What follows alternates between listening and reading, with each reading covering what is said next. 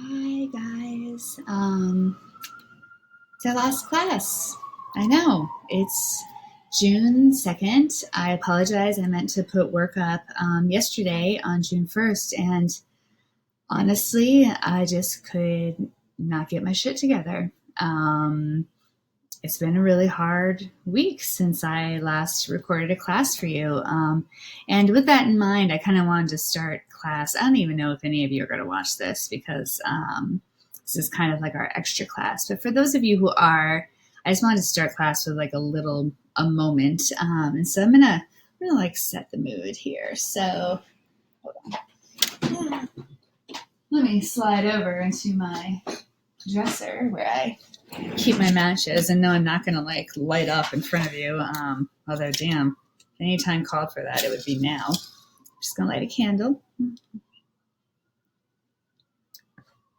I love candles. I'm such a fan.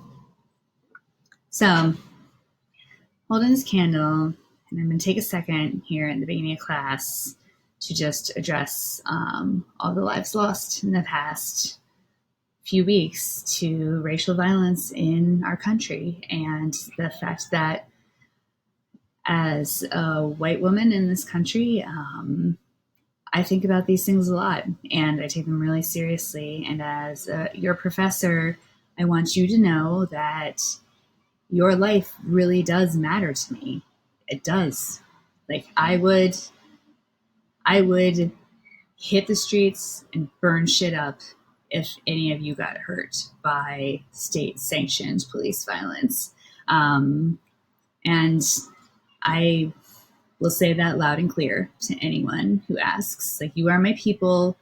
I love you and I care about you a lot. And I'm sure a lot of you are having a hard week right now, because I know I'm having a hard week right now. And I don't have to watch people who look like me be constantly murdered by the police who are supposed to protect me. So I did go to a protest on Saturday, which I needed to do because I was just kind of sitting around my house and pacing and feeling crazy. But then after I went to the protest, I went to one in Brooklyn during the day. It was largely peaceful. When it started to get a little, the cops did that thing, which I think we've seen on the news now, where they had us go down a street and they blocked us in at either end. And I was like, I am getting out of here, because the air got that electric charge in it. And although, who is texting me? Oh, it's you, Alana Acevedo. Are you channeling my energy right now? You know I'm talking to you. So I will text you back when I'm done with this lecture. Someone from our class texting me. I am not trained in peaceful protest, but I do have a lot of friends who are. And in peaceful protests, you do not get arrested unless you're planning on getting arrested. You do not plan to do, everything is by design and strategy. So I was not planning on getting arrested that day, so I left. And then I had massive anxiety for the next 2 days, thinking that I'd contracted coronavirus because I was in a crowd of hundreds, perhaps thousands of people. And although I wore a mask the whole time, it really freaked me out.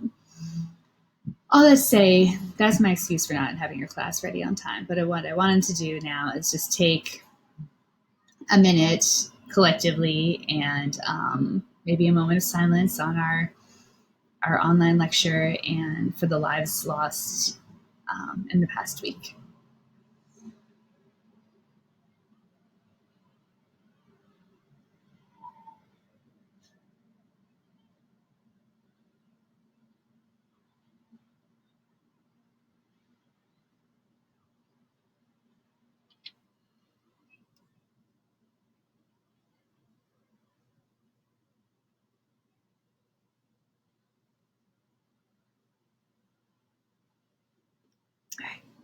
Did you know George Floyd was the exact same age as me? He was born in 1974.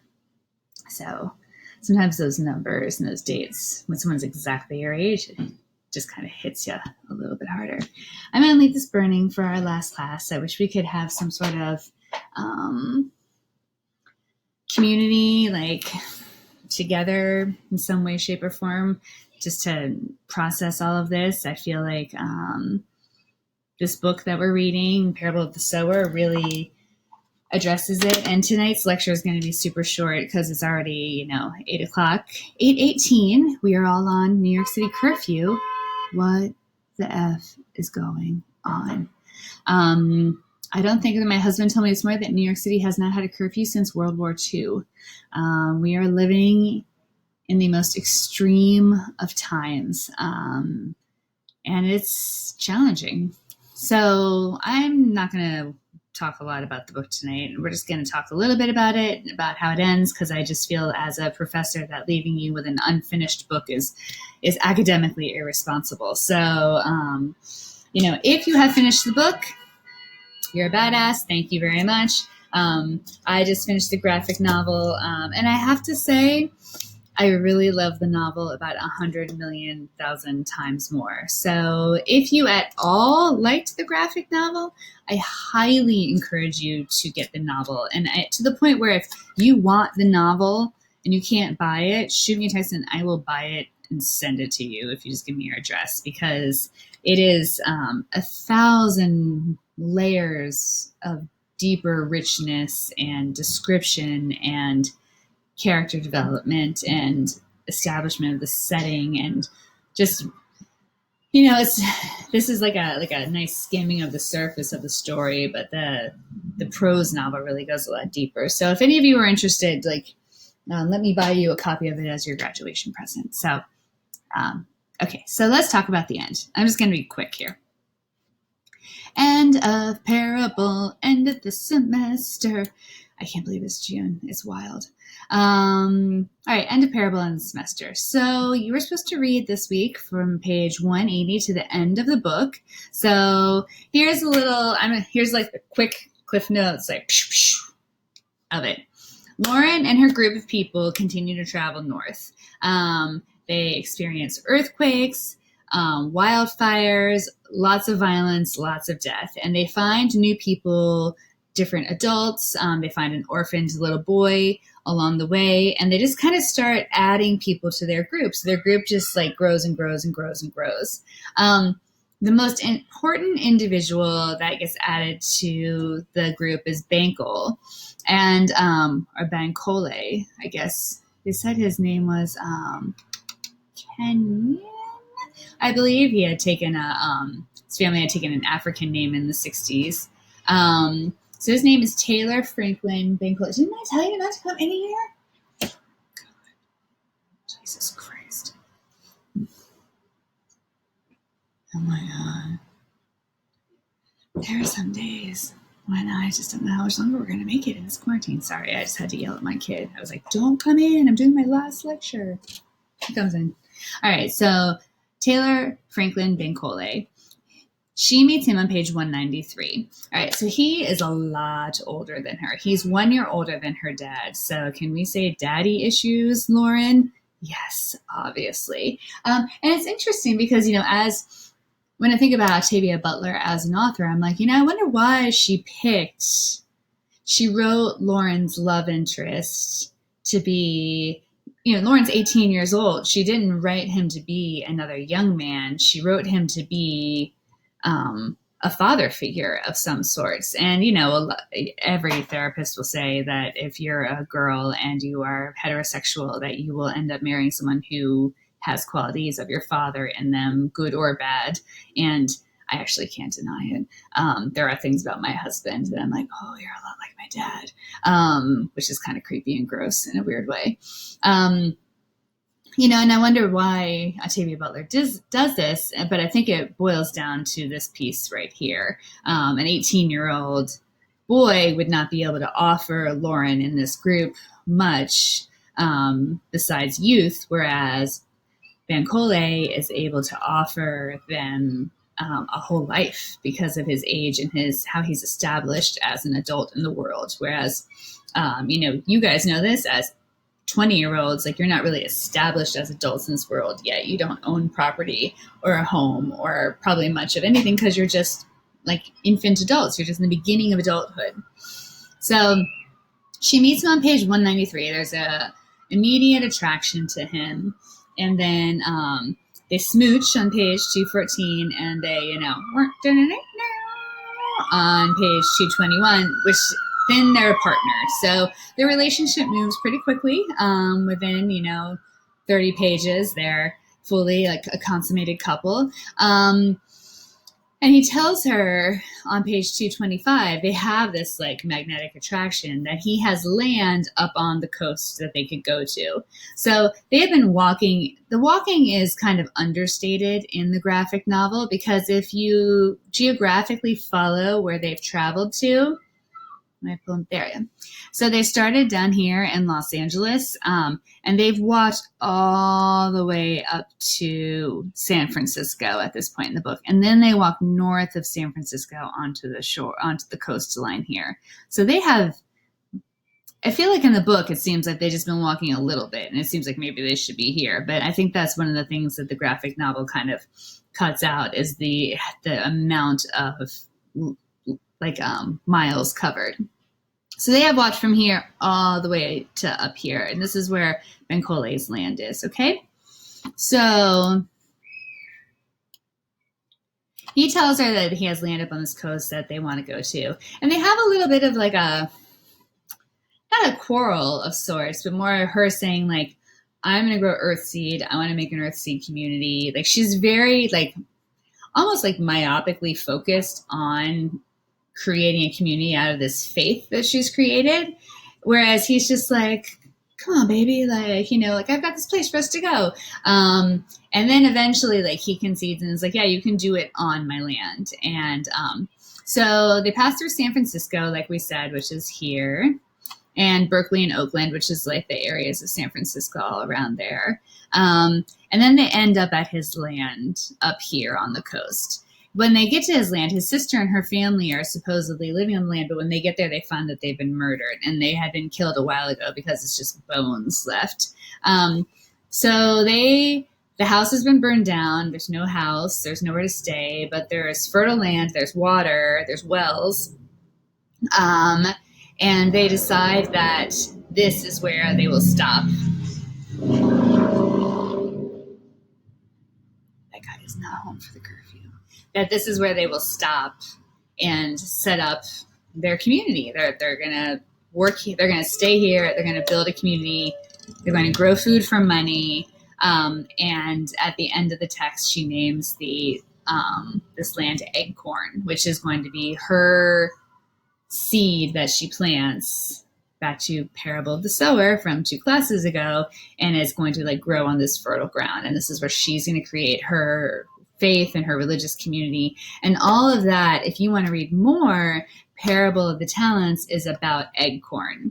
It's about the community. It's about what happens when she develops this faith, et cetera, et cetera.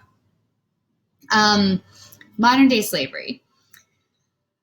This is a big piece in this last third of the book. It is mentioned multiple times. And so as we sit in our country right now with our economy going to hell in a handbag because of COVID-19 and a lot of general unrest due to the structural racism of this colonial state, that's coming to a boil, right? We hope that all this work, I just got really dark all of a sudden, through all this work of protesting, etc., that we will move the needle forward on racial progress. Now, I just look like I'm sitting in a black box theater. Hold on, I need to turn on a light because it's very dramatic. It's a little too dramatic. I didn't mean for the last class to be this dramatic. See, now I'm back in my regular old room. You can see the back of the wall. We hope that all of these protests and everything that's happening right now, that the result will be moving towards greater equality. Correct? Yes, we all hope that. Like that's what everyone's like, hoping and praying for at night, right? What Lauren presents us with, and what Octavia Butler presents us with in this part is the opposite end. So if we're right here, right now, and we're fighting and struggling for equality, we hope that the pendulum swings this way towards greater equality, destruction of white supremacy, a deconstruction of the structural racism that has held this country up for over 200 years, more since the, first colonizer set foot on the East Coast, right? We hope that this work will swing us in this direction. What's presented in Parable is, what if the opposite happens? Like, what if instead of this moving us towards greater equality, it moves us backwards in time towards a new corporate, kind of like dystopian slavery, largely fueled by corporations. And here she talks about agribusiness and class divide. So there's a couple of examples here. On page 181, Travis, who's a new addition to the group, talks about how he is literate and he has read a great deal because his mother taught him how to read. Nobody goes to school anymore, remember? And how his mother used to was a maid, and she snuck books for him to read from the owner's house because the owner would never have let Travis borrow the books. So, Travis, let me take off the ill here. He was illiterate, but his mother taught him how to read. Remember, literacy at this point is a commodity. It's something that if you have it, you have a skill that's actually valuable, because not a lot of people under a certain age have the ability to read or write. On page 234, when they talk about some other individuals that they picked up, they talk about how this young woman and her child who become part of the group. This is about Emery, and how she was forced to marry a much older Mexican man, George Francisco. And she had a daughter and two sons with George Francisco, who she was sold to pretty much as a 13-year-old. And her husband did farm work for food and shelter, but the farm was sold to a big agribusiness conglomerate that paid wages in company script, not cash. So they wouldn't pay you money. They would pay you like a line of credit to buy things with the company. So you no longer made cash. So you were in kind of a slave to their corporation. But wages, surprise, were never enough. George sickened and died in fever and pain on the earthen floor without ever seeing a doctor. According to new laws that might or might not really exist, again, this vagueness about what is actually the law and who gets to enforce it, that's actually pretty present right now, correct? People cannot leave employers to whom they owe money. Such debt slaves can be forced to work longer for less, disciplined if they fail to meet quotas, or traded and sold without their family's consents. So if you owed money to the corporation, you can't leave. They own you, right? So this is what Lauren's dad, why he was refusing to go to Olivar, right? So Emery and her children became responsible for the soulless debt. One day, without warning, her sons were taken away. They were too young to be without parents. They were taken. Emery demanded their return, but the company threatened to take Tori, that's her little girl too, so she ran.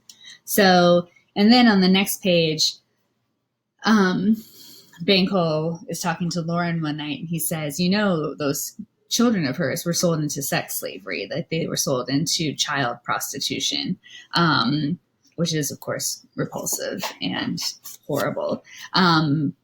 But yet, something you could have your kids taken from you if you owed a debt because of something like that. Like, it's just like in Kindred, when your children were the property of the slave owner. They were not your property, even though you were the parents. On page 235, there's a talk again about debt slavery. Oh, that's what I was just reading from.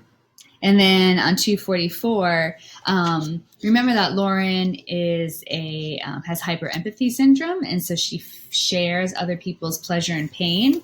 And they meet a couple other people, and when there's a violent situation, they realize that there's two other people who they believe were also slaves for a corporation, were sharers, and how sharers were kind of like the perfect slave because you didn't even have to hurt them to have them experience pain. You could hurt someone next to them and they would experience the exact same pain. So it was a great way to control and manipulate people, which of course the corporations used to and abused, so that they could have control over their workers. So why modern day slavery? Like, why? We read Kindred, right? We read Kindred already. And you can see the like threads of connection between Kindred and Parable with this kind of theme throughout the text of a modern day slavery. And truly, I believe that what Octavia Butler was trying to put out there for us at this time is that this is what's coming for us. Like, she's trying to tell us that the direction that we were moving in, even in the 90s when she wrote this book, was corporate debt slavery. And as of right now, we don't have the exact manifestation that she writes about in the text, but think about debt in this country. Credit card debt, college debt, the mortgage crisis from 2008, which a lot of you probably don't understand because you were only, like 8 years old or something, 10 years old. So, we don't live in debt slavery to corporations necessarily yet. However, we do live in debt slavery. We must work all the time in order to pay for the lives that we want to live. And the lives that we want to live are largely based on consumer culture, which is propagated and sold to us by corporations. So even though we do not live yet in the modern day slavery that she is describing within the context of this dystopian novel, we do live in a form of modern day slavery, most of us. Most of us have a large amount of debt. And, at this point in my life, I finally paid off all of my college debt when I was 40. I will be 46 in July. I lived in immense college debt from the time I graduated from undergrad until I was 40, and I had debt from undergrad and then debt from my PhD.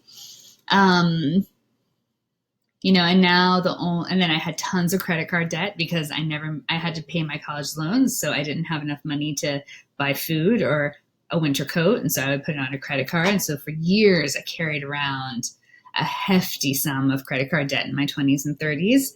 And it's only recently, I will say, probably since I got out of college loans, since I paid off my college loans, and since both of my kids were able to enter into public school, which provided me with free childcare, that my husband and I were able to start making like tiny financial gains that then started to like accumulate year by year by year. So it's really in the last 6 years that we were able to have a savings account or, go on nice vacations, like, that weren't like, I'm going to go see my mom in North Carolina and that's my vacation. Like to go on, like to actually travel with our kids a bit.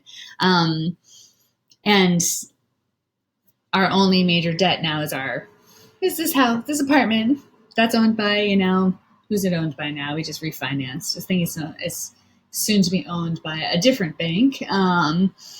And that's our major debt, is our mortgage, which I think is a pretty standard debt that most Americans have, because home ownership is part of this American dream, right? So it's complicated. And I wish we were in class to talk about this, because as young people who are entering, the world right now and, either continuing with your education or, even if you go on to get your bachelor's degree and you're done in 2 to 3 years, maybe the economy will be on this boomerang swing back, and you'll be able to kind of like enter in with all these new like tech skills from having taken classes online for X amount of time, and you'll be able to like carve out a little professional niche for yourself, which is what I'm truly hoping for you. But then you go on into that world of adulthood where you are an entry level position making a little bit of money, but if you move out of your mom and dad's house, you will have a lot of bills. And maybe America will become like one of those places. There's lots of other countries in the world where, in Europe and South America, where young adults do not move out of their parents' houses until they get married because they can't afford to live on their own. And that typically hasn't been the narrative as I have understood it in America. Although I would say that most of my friends who are my age now, when we were in our 20s and 30s, we were all pretty middle class kids and we all were able to afford to live out of our parents' houses. But that was in the 90s and zeros. It was a little bit of a different economical structure. Our country was in a different place. So here I think Octavia Butler is just warning us, like, this is what we are moving towards if you don't shut shit down right now. And start to think critically about how we are living our lives and who we are giving our money to.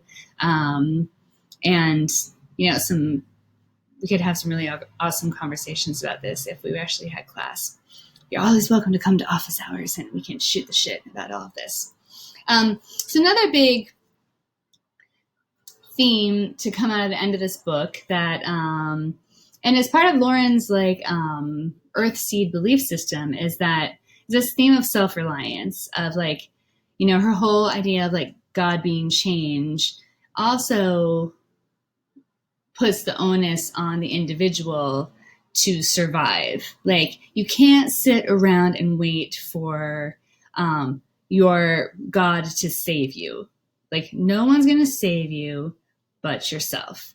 So this is really an idea of self-reliance, which is, peppered across tons of American literature. It's a big theme. And her idea of nobody or nothing is coming to save us. We have to save ourselves. On page 182, she says, it's pointless to wait for God to fix things for us. You know that. That's why you got your family the hell out of your boss's house, right? So at a certain point, you can't sit and wait for divine intervention anymore. You can't sit there and say I'm not running out of this burning house because God is going to put out the fire for me. You need to run out of that burning house. And I think that that's a really interesting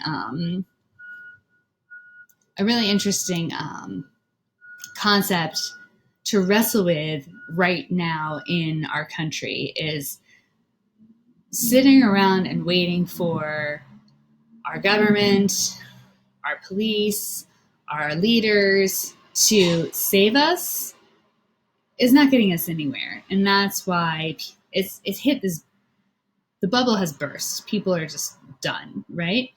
And this is something that's a huge theme. Lauren has always believed this from the beginning. This is why she had her, her go bag, which she didn't call it that. My brain is lipping now. I can't remember what she called it. But this is why she had her go bag patch. This is why she had a plan. She never put faith in fate. It's just all going to work out somehow. She always put faith in her own power to make change. So I was just poking around and I was oh, I know I read that Emerson essay at some point when I was in, college and took some sort of American literature class a bazillion years ago. So I went back and I read Ralph Waldo Emerson's essay, which is called Self-Reliance. I don't know if any of you were forced to read part of this in high school in an American literature class, but I can guarantee that if you take an American literature class after this, you will probably be subjected to it. It is long,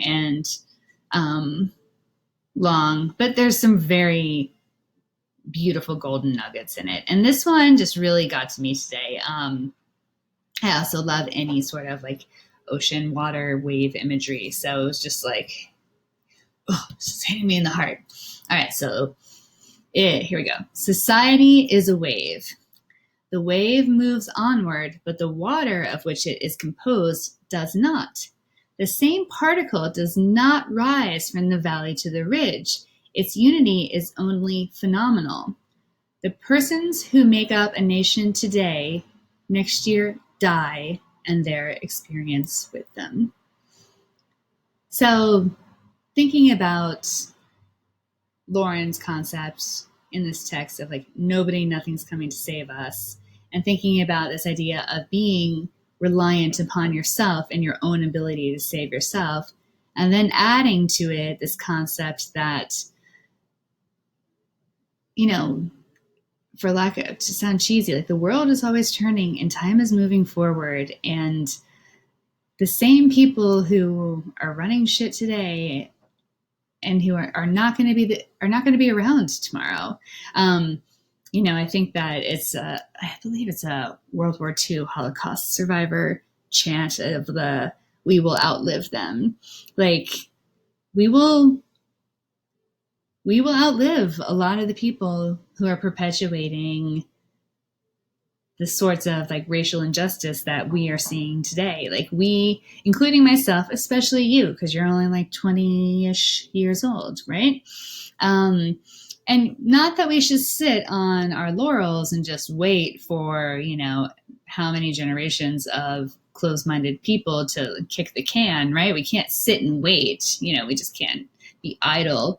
But to understand that society is constantly shifting, and that's a natural part of social change, and that eventually different people will be in the positions of power, and let's hope that they are ones that we agree with. And I want to close today's class with a quote that I feel like if Lauren were a real person and she knew Assata Shakur, that she would have been chanting this. They were chanting this at the protest that I went to on on Saturday.